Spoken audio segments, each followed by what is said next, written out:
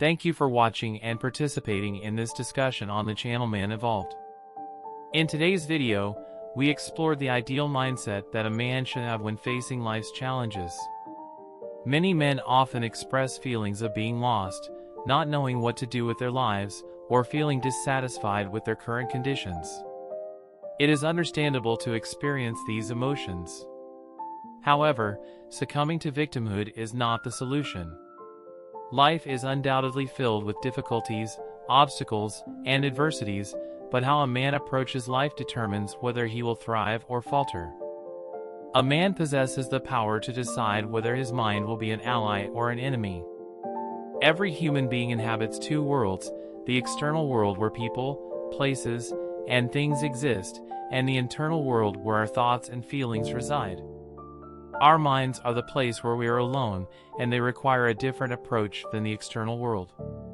It is entirely possible for a man to achieve external success while internally feeling like a disaster. Conversely, even when the world is crumbling around us, we can still extract goodness from it if our minds are strengthened and prepared for such circumstances. We also know that a man's success is often measured by metrics that are detached from his true interests.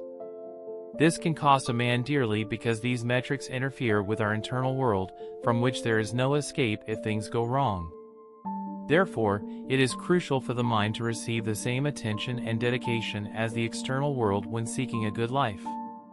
We often adopt, consciously or unconsciously, a useful value that guides our lives.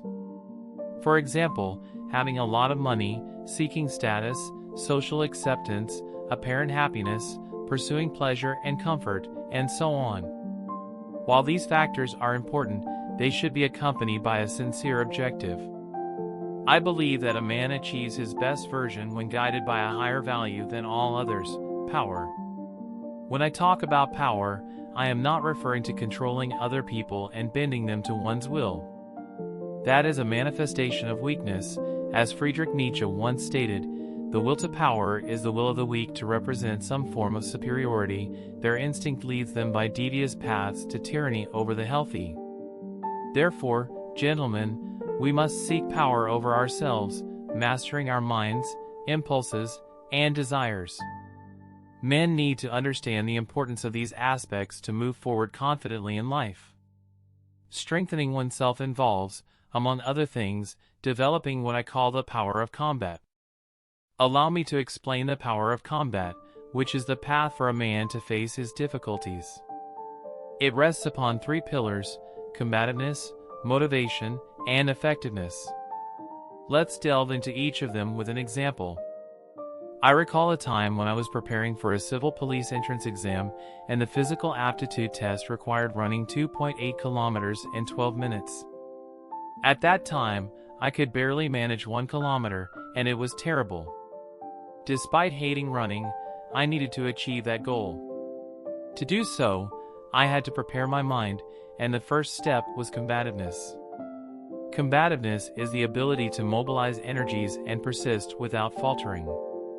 The mind must be focused on fulfilling a mission, necessitating a firm behavior to overcome any resistance that arises along the way.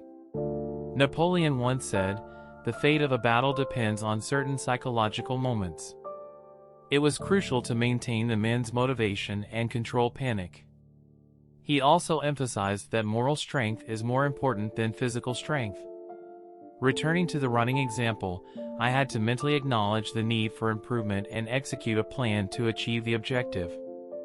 I understood that if my moral aspect was strong, my physical aspect would correspond as well.